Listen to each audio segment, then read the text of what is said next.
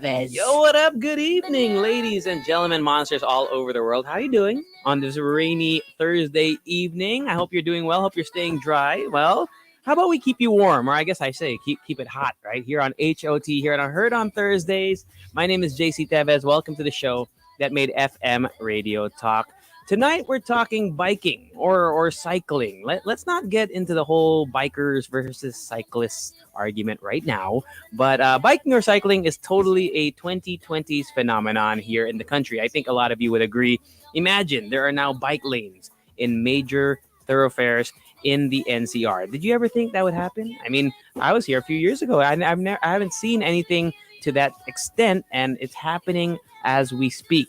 Not that biking hasn't been around for ages, but in these public transportation challenge times, many have just hopped on their bicycles or bikes, which you can also refer to as motorcycles, bicycles or motorcycles, or something in between. Wait, is it something in between or something beyond? Something even more rad. Yeah, I'm referring to our topic for tonight. We're talking about e-bikes, E short for electric bikes or electric bicycles. It's all well and good to say I'm going to start biking, or cycling, but to be honest, it can be kind of daunting physically. I mean, I haven't been on a bike for a long time, and whether it's a daily commute to and from the office or a weekend journey to the hills with the pack. Now, the E may make things a bit easier, but E doesn't mean effortless. Remember that. We're going to learn about that this evening. In fact, if you ride an e-bike smartly, you might even multiply the health benefits that you're getting and go longer distances and many more mountains up with your team. Heard on Thursdays, we're talking about the e-bike craze with a hotelier who became an e-bike enthusiast. He is the co-founder of Velo Philippines, a bicycle store that designs and assembles proudly Filipino e-bikes to suit local conditions. He's also the VP for consultancy of CGI Hospitality. Heard on Thursdays, Alfred Lay, or Alfy Lay as he goes by, joining us this evening. Hi, Alfy. Good evening. Thank you for taking the time to join us here on the show. Hey, JC. How you doing? Glad to I'm be here. doing great. Great. Thank you so much for taking the time. And first of all, big ups to Velo Philippines for doing something incredible. But before we talk about e-bikes and what exactly a proudly Filipino e-bike is, for at that, we want to talk about you. What have you been busy with besides your business, besides working in the hotel industry? Have you been watching anything cool on Netflix? Are you into the NBA Finals? Did you watch the NBA Finals? Yeah, definitely. I watched the NBA Finals. It's a bit of a heartbreak for me. I'm a Knicks supporter, so it's been a while since we were in the playoffs, and then to kind of get tossed out of the playoffs in the first round was a bit tough. You know I'm what I'm sure. Yeah. And just Apart from that, just after work, there's not that much time left, but getting about, trying to avoid COVID. I started boxing just to try and get a bit fitter. I tried, just like a lot of people, I tried like baking bread. That didn't work out. That wasn't a pretty ending. And then and of course, like I spent a lot of time looking at like cryptocurrency stuff, like everyone else has. we could have a whole conversation about that right now if we wanted to, because I have been studying that the last month or so, but we'll save that for another time or after the interview's done. We'll talk get an expert in. But Alfy, let's talk about you personally. Let's talk about your history with Velo, and of course as a hotelier as well.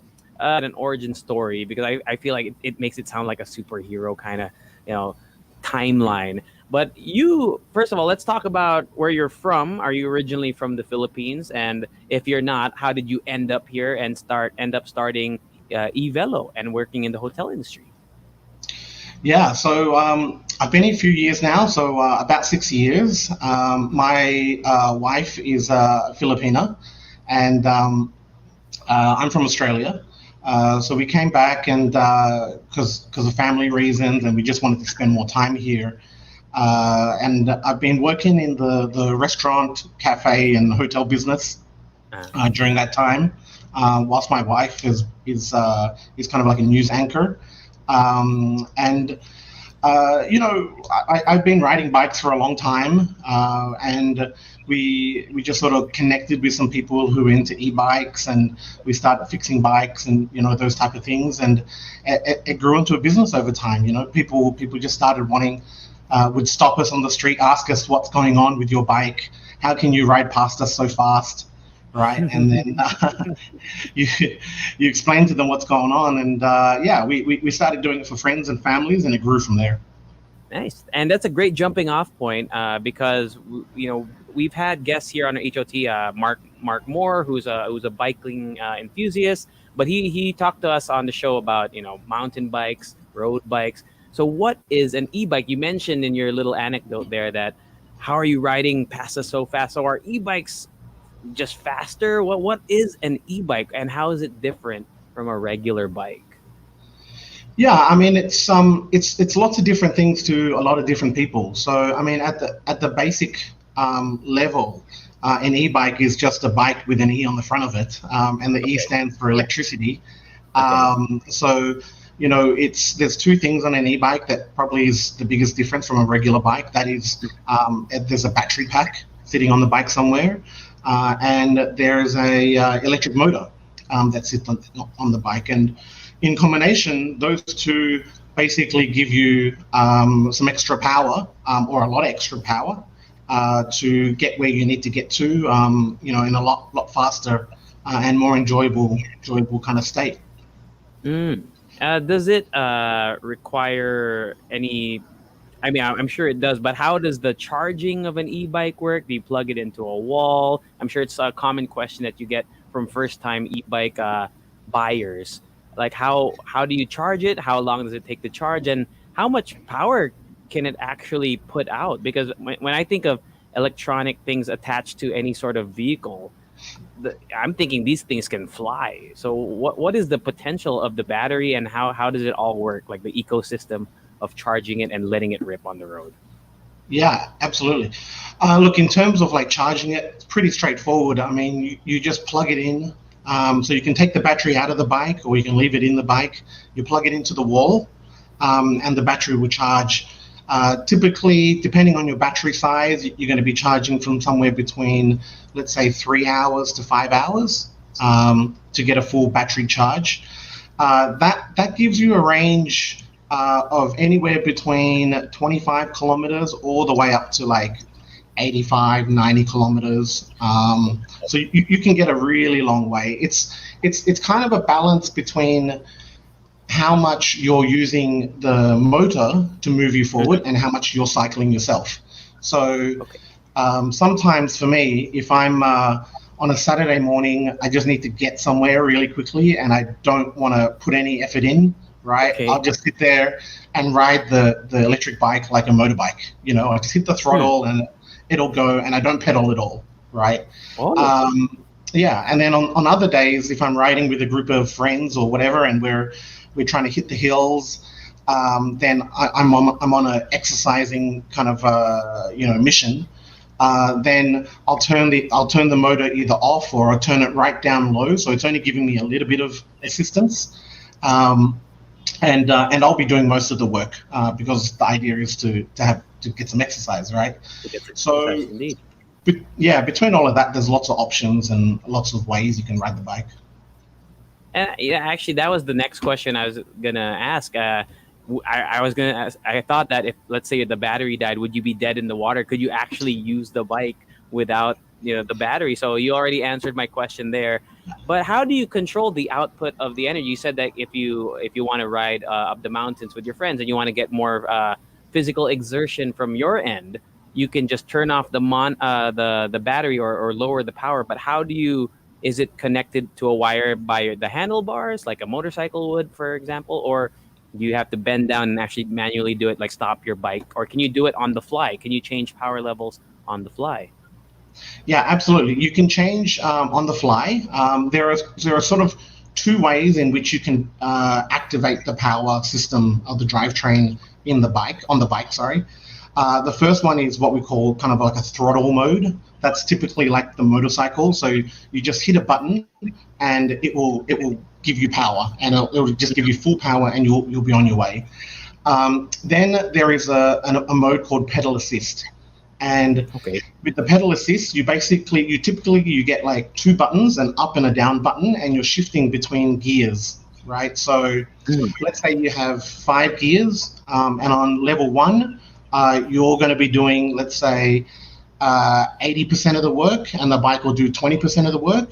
And Mhm. on level five, it'll sort of flip around where the bike's doing like 95% of the work, and you're just sort of like rolling your legs over and not really making Mm. much of an effort. So you can switch between all of those, and how it works is that if you're let's say you're going to ride on a flat road, you'd probably switch that down so you're doing a fair bit of the work, Most of the work. okay, Mhm. to sort of conserve the battery.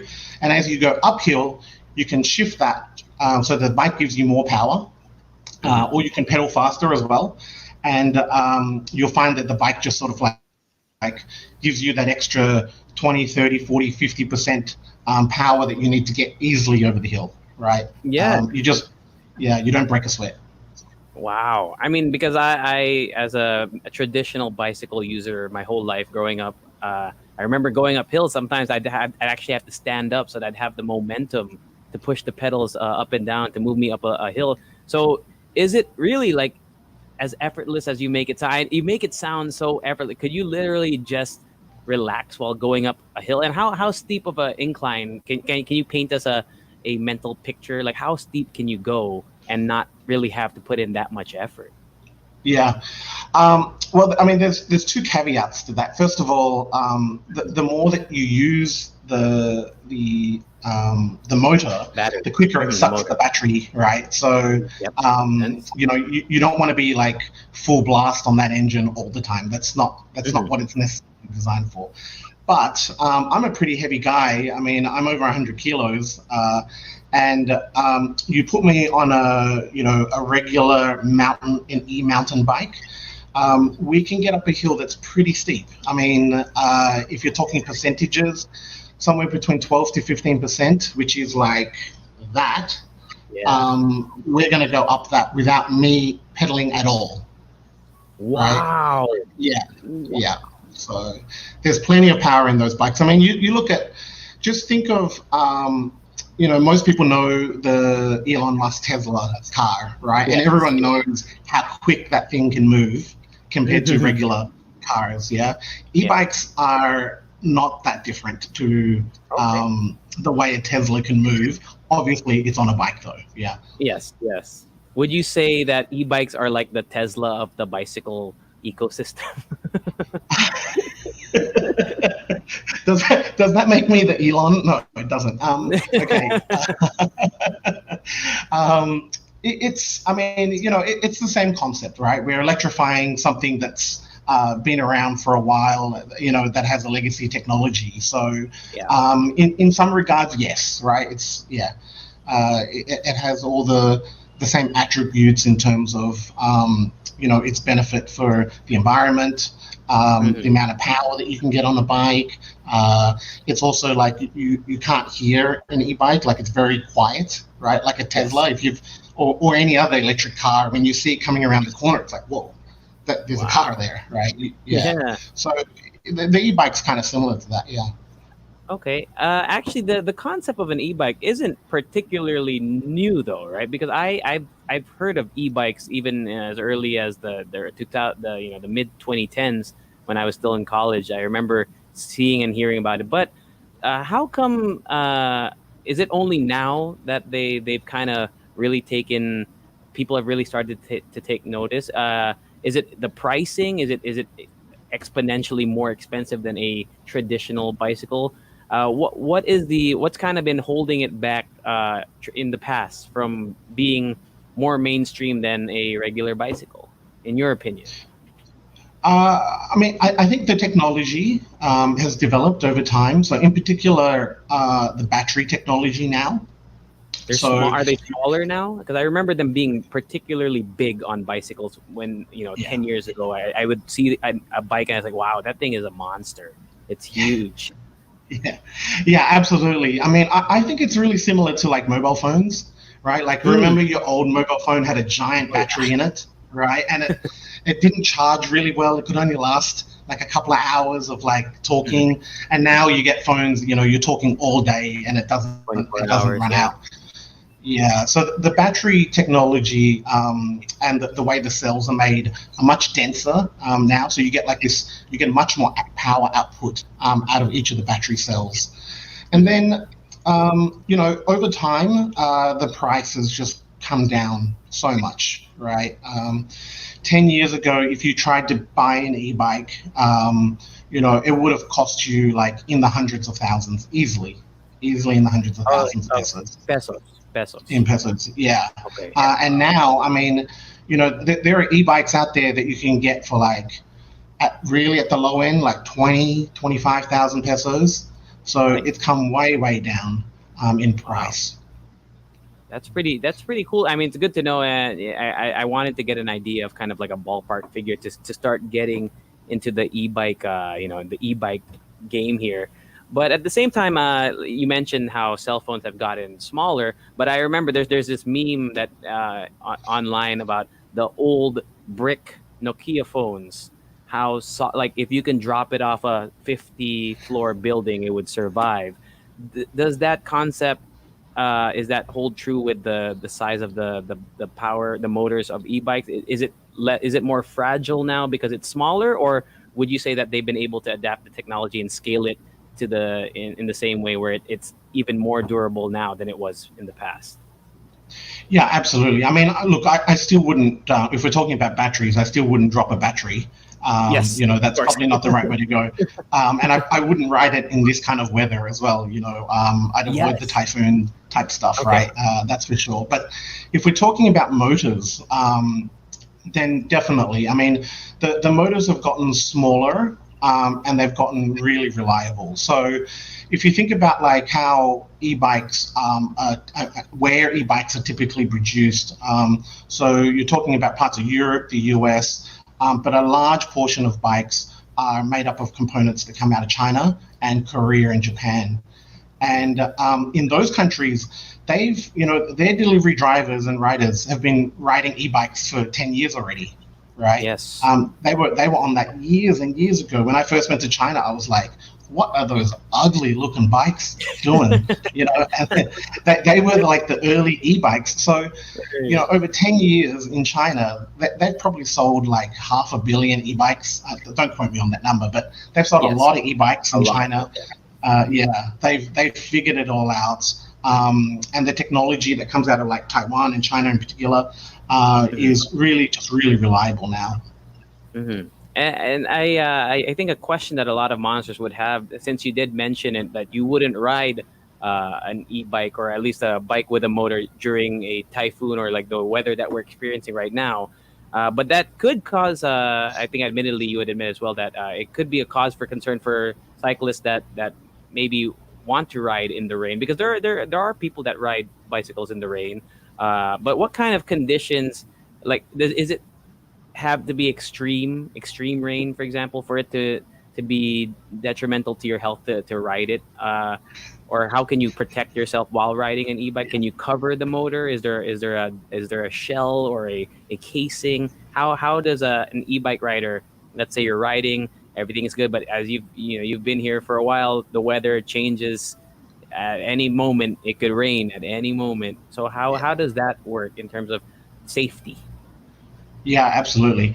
I mean, in terms of weather conditions, most of the e-bikes you see out these days are somewhere at a minimum an IP65 rating. So that sort of means that they're splash proof. Okay. There are bikes that are higher than that for whatever use case that they serve. So if it's just raining, like a regular rainy day, and you're riding down the road, you've more or less got no problems, right? Okay. What we typically tell and advise most people to do is don't submerge the bike in water. So if there's a flooding area, don't ride Uh-huh. through and submerge Okay. your battery and your motor in the flooded water. Right, Okay. that's Mm. probably not the best idea. But Yes. if it's pouring down and you're riding through, you're going to be okay. You're going to be okay. Okay. All right. What about you said earlier you actually specified an e-mountain bike. So I'm just assuming there are different types of bikes which are related to what most people would attribute to a regular bike. So there are road bikes, there are mountain bikes, there are fixies, there are cruiser bikes. So are e-bikes similar in that sense? Can you buy an e-bike in different styles and different builds? Absolutely, yeah. And if I tried to list them all off now, I wouldn't get through the list. But like, Okay. your main categories are like mountain bikes, right? Then you've got probably your commuter bikes. You've got folding bikes, which are great for like people who live in apartments or have a tight space, need to take their bike to the office where they don't have parking. And then there are these kind of like cruiser type bikes, and they can be like let's say like a beach cruiser that you can strap a surfboard onto, or in that cruising basket there are kind of e-bikes that look like motorbikes, right? The e-moto bike type of and feel, but with pedals as well. And then absolutely, there are e-road bikes. There are, we have e-fat bikes. There are single-speed e-bikes. There are cargo bikes, right, for cargo delivery type applications. What else is there? There are tricycles and e-tandem bikes. So any bike out there, people want to put motors on them, and it just enhances all those bikes, if you ask me. Yeah. So in short, there is a e-bike for every type of bike that you could probably imagine. At least for most people, the bike that they have in mind, their dream bicycle, there is probably an e version of it.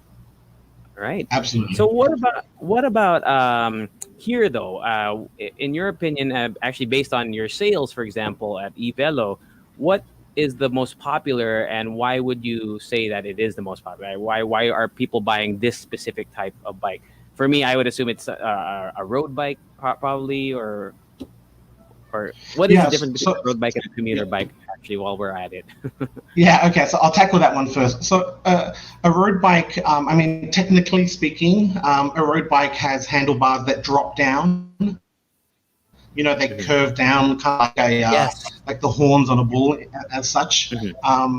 That is a very athletic type of riding. So you're either trying to ride fast or ride distance, and you're really into the sport of cycling. That's right? like the Tour de France kind of bike, right? The ones that Lance Armstrong and company used to ride. Okay. Yeah. And then commuting bikes are different in that typically on a commuting bike you're sitting more upright because you're riding down the road with cars, and you just want to be aware of where people are, where motorbikes are, where are there different points that you need to be focused on whilst you're riding, and they don't have those drop down. You're sitting upright as such, so you've got your head up and you're looking forward and up. So that's the main difference. The commuting bike is not built for speed like a road bike is, right? And the commuting bike is, of course, a lot cheaper. With the road bikes, I mean, they, the top end road bikes have technologies that come up from like NASA and like Formula One cars, aerodynamics, all that type of good stuff. Whereas the commuting bike is, let's get you from A to B safely and quickly, but you're not there to be like sweating, on your morning commute to work. Okay. Right. I mean, I could imagine because if road bikes in general are the way you explain it, even without a motor, you could probably fly on those. So with a motor, do you even need a motor? You were asking about like what the main bikes that people are buying right now. Yes. So on the electric road bikes are not a big portion of the e-bike industry at the moment because you're really there to fly on your own power, and it's an athletic endeavor. Yeah, but for us, we find that, and what I see here in the Philippines, the biggest market is electric mountain bikes. Mhm. For various reasons. The first one is most people are used to mountain bikes, right? Yeah, It's kind of like the first bike that, apart from a BMX, if you're a kid, you kind of graduate to a mountain bike. yeah, Everyone in their local barangay is riding a mountain bike. So electric mountain bikes make a lot of sense. The Within that portion of like electric mountain bike riders, the people who are the early adopters are what I call the weekend warriors, right? mm, Um, they're the guys that kind of like, they get up on a weekend with their bunch of friends, they jump on a bike and they're going to ride 50, 60, 70 kilometers out of Manila to get some fresh air, maybe ride down the coast or, around the city. Those guys love e-bikes because um, not only, I mean, well, for the reason that it can get you further, right? yes, So you can see more in your trip. Yeah, you're still doing the same amount of work because you're still riding a lot and a long distance. But the electric part, probably gives you another 30, 40, 50 kilometers of exploring to do, right? And it's all about yes, the adventure. Yeah, yeah, and, and and then you have more energy. yeah, absolutely. And then after that, we see a really strong mix of people who are into fat bikes, right? So the bikes with the really fat tires on them, Yes, and a lot of commuters as well. The commuting one has really grown lately because, you know, public transport's kind of like semi shut down, not shut down, but it's running on a 50% schedule, let's say. and the People fear, don't of want to course, be. the fear of being next to somebody else. Yeah, indeed. Exactly. Yeah, exactly. And people are quickly realizing that an e-bike, for instance, is a lot cheaper than taking public transport. It's a lot cheaper than riding a motorbike around as well. Mm, you don't pay For, for gas. yeah, there's no gas. You have electricity, but that's a fraction of what gas would cost. Yes. You've got you're not paying parking as Mm. well. In a lot of cases, you don't have to pay registration. You don't need a license. There's a lot of benefits in that space. I do remember during the initial, the start of the pandemic, there was a sort of there's some hoopla over e-scooters and how e-scooters, the the governing bodies were like, we need to register e-scooters as a motor vehicle. Is that something that has been brought up here locally regarding e-bikes? Is there still talks about that maybe being implemented? Is that something that potential e-bike users might have to consider or fear in a way? For me, I fear going to any uh, LTO office because just the time is like, oh my god, it's taking so long. We gotta register this. So that's something that users potentially might have to deal with. Maybe it's a moving. It's constantly changing right now in terms of where it's going to go. If it and there is some sense with the regulation, right? Yeah. Because if you take some of the scooters as an example, Hmm. some of the high-powered scooters can get you to 100 kilometers an hour on speed. That's quick. I mean, you're just standing on something on a platform Yeah. that's taking you 100 k's. We should probably regulate that. Okay. Likewise with overpowered electric bikes, they can fly along on a road at like 60, 70 kilometers an hour. Yeah, there probably should be some regulation around that stuff. But most of the e-bikes that you're going to be looking at, and most of the scooters as well, and the other e-devices, I think will not fall into that regulated category moving forward. But I mean, look, things may change. Things may change. During the pandemic, you mentioned commuters wanting to find an alternative to get to and from places. But would you see, in your line of work, have you seen a certain demographic kind of stand out? Is it yuppies, millennials, or are there older people? Senior citizen. Well, senior citizens couldn't really go out for a while, but older folk that have said, "Hey, I want to get more exercise in, but maybe a traditional bike is too heavy on my knees or too strenuous on my knees." Who would you say are the biggest adapters of e-bikes in the Philippines so far, from your business perspective? Yeah, there's a few of them actually. I mean, it's all sort of like riders have started adopting e-bikes, and I'll mention a couple. Obviously, I already talked about the mountain bike guys. Mhm. They that made a lot of sense. And even within that mountain bike, there's different type of mountain bikers. So an interesting one is the downhill mountain bikers. So these downhill guys, what they're all about is getting to the top of the hill and coming down as fast as you can, right? So Insane. it's insane. Yeah, it's just totally insane. But so they don't typically like the extra weight of the motor and the battery on there. But what it allows them to do is instead of, say, riding 3 hours to get up the hill and then coming down 30 minutes, right? Yes. If you can ride up the hill in an hour, come down 30 minutes, it means you can do it again. Yeah. Yeah, exactly. So, You can instead of risk doing it it like once, twice. so there's those guys. You talk about older people. A lot of older people are jumping on bikes because, first of all, with the whole COVID situation, a lot of exercise options are gone, right? So, Mhm. outside of like surfing, golfing, and running, e-bike is probably a good option. The cool thing about e-bikes is that we have a lot of kind of like families that come through and buy bikes, right? And Mm. typically it's either let's say dad likes riding a lot, or the son likes to ride a lot, but everyone else can't keep up if they Yeah. went to ride as a family. Mhm. Yeah.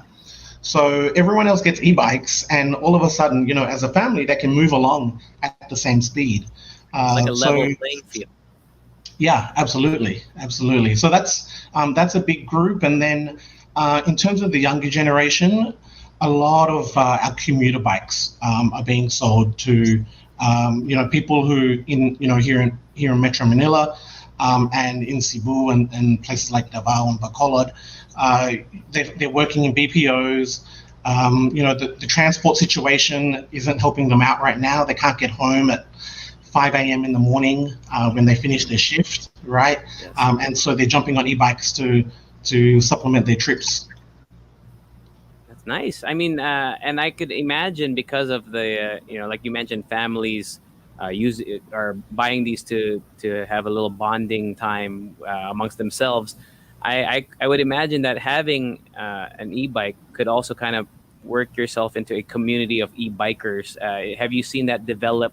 Have you seen Facebook groups pop up where the notifications keep popping up in your face every day? But have you seen those? Have you seen groups or communities involving e-bikers in particular come together? Or and actually, I have a second question which I'll follow up in a bit. But have you seen? Let's just talk about the e-bike groups at first.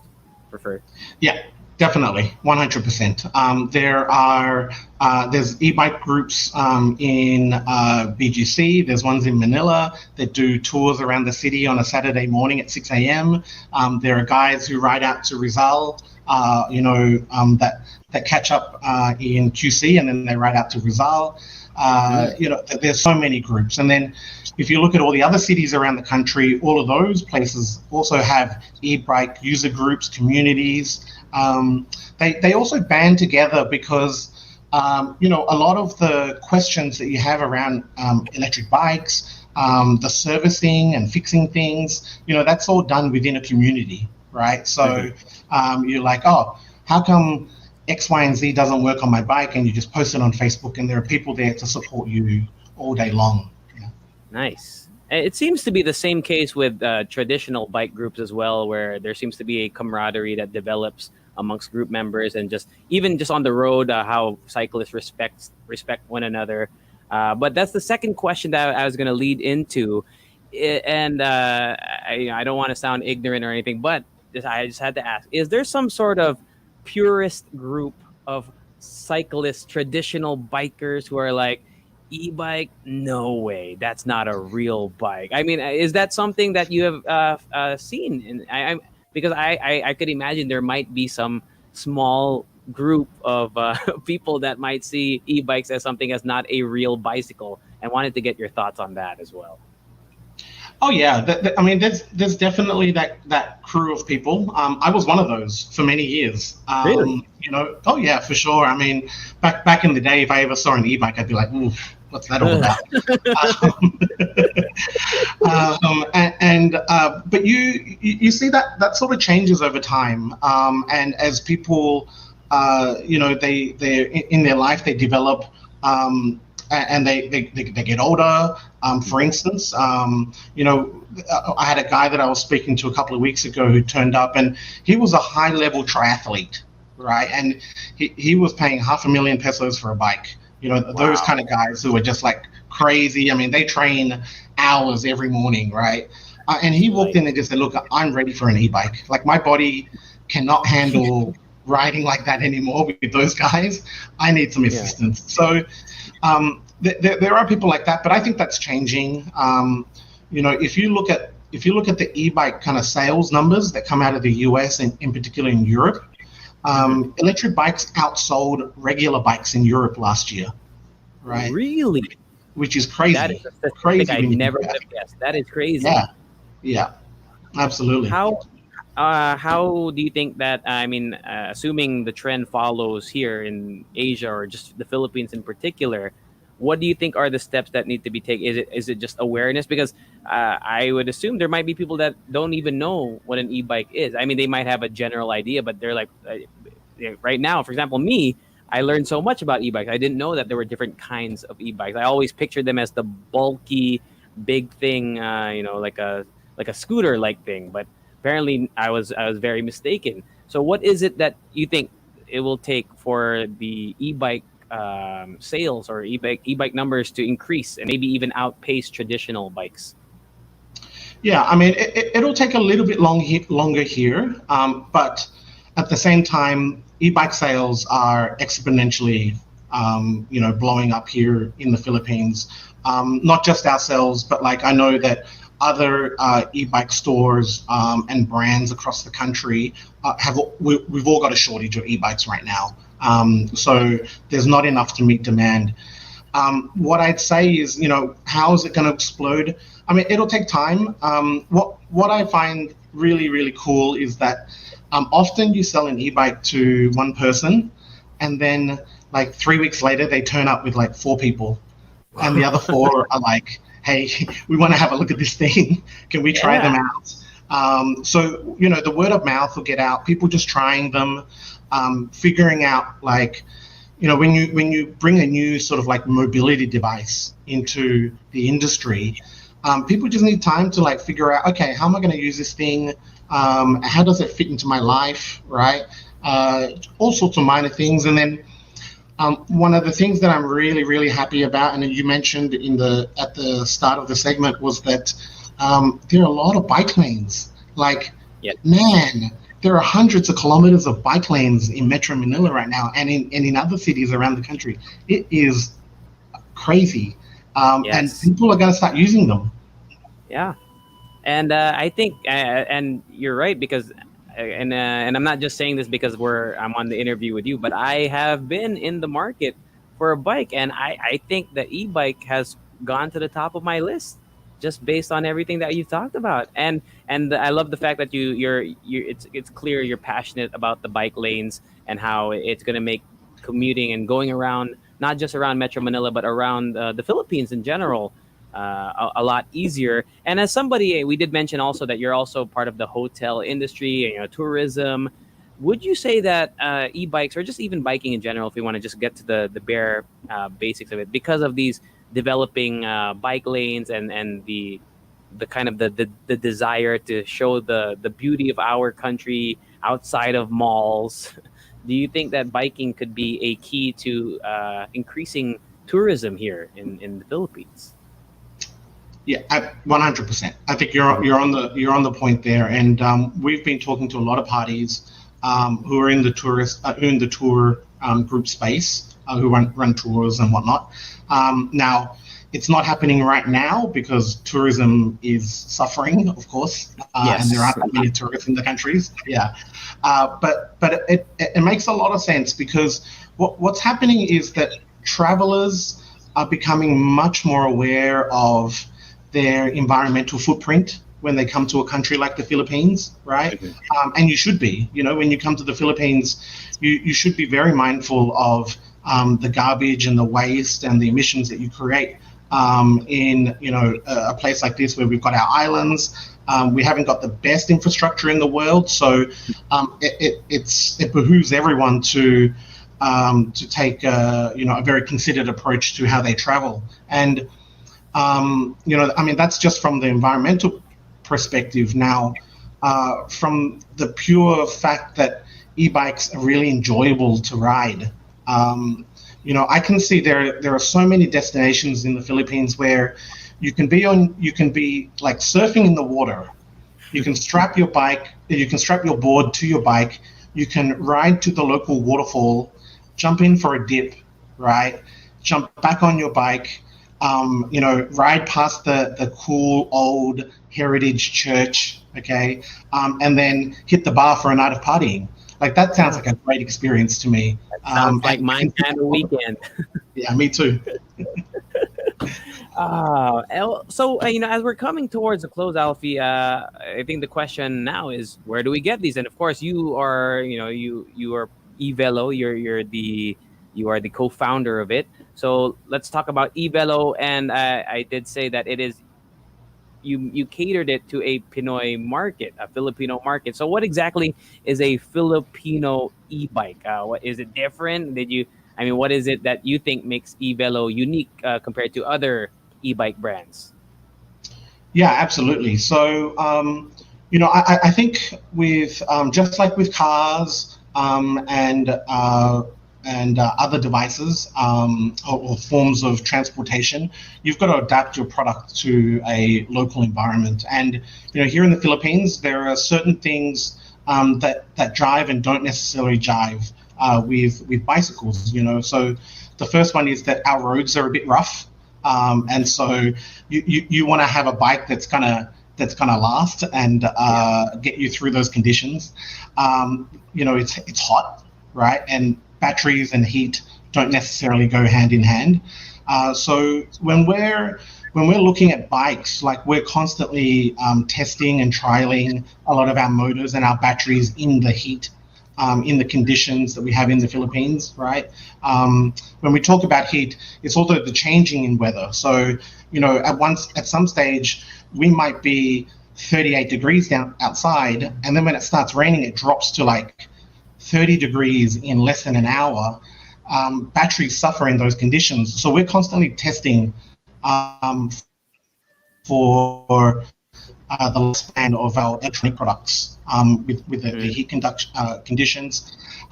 Comfort is a huge thing because of the roads, once again. So, we run forks, like the forks on the bike and saddles on the bike that we test over a lot of kilometers. Make sure that, our riders are as comfortable as they can be on a bike. And then, of course, durability. So, just a kind of a plug about eVelo, Yeah. but we offer like a lifetime warranty on our frames.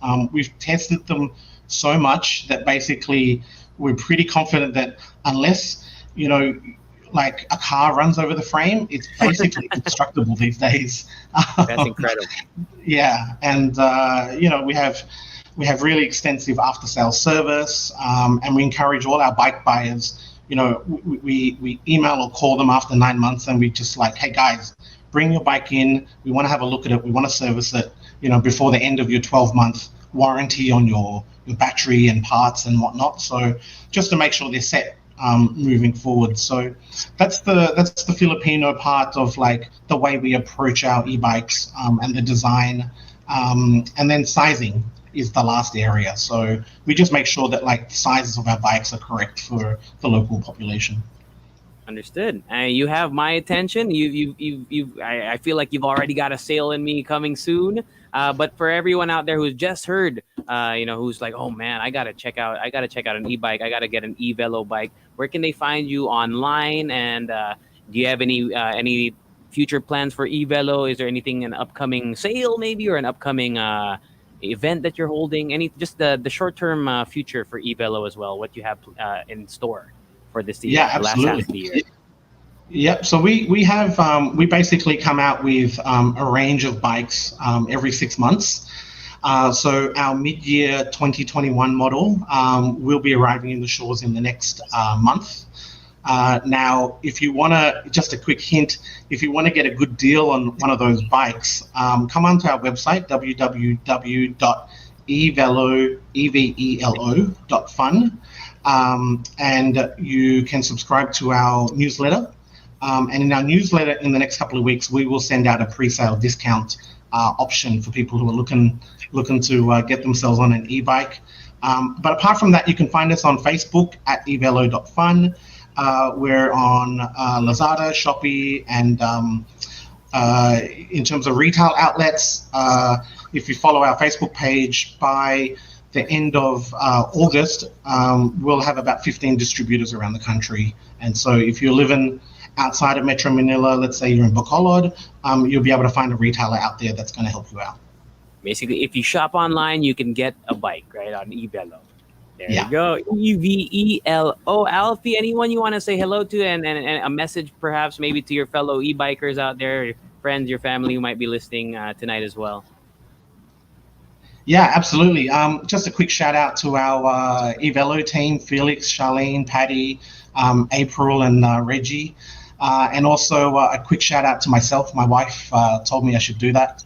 It's my Yes. birthday. It's my birthday in about a minute. So Oh, happy birthday, Alfy. Happy birthday, cheers, bro. man. Well, I hope you enjoy your birthday. Thank you so much for joining us this evening. As I always say with every guest, we can't wait till we have you here in person. Hopefully, you can ride your e-bike here, and I can check it out, or we can ride together once I get one someday. Absolutely. And thank you so much. And to all our listeners out there, make sure to check us out again next week for more hot conversations here on Heard on Thursdays. My name is JC Tevez. Have a wonderful evening, and always keep it locked right here on the Monster. Good night, everyone. Heard on Thursdays. Heard on Thursdays.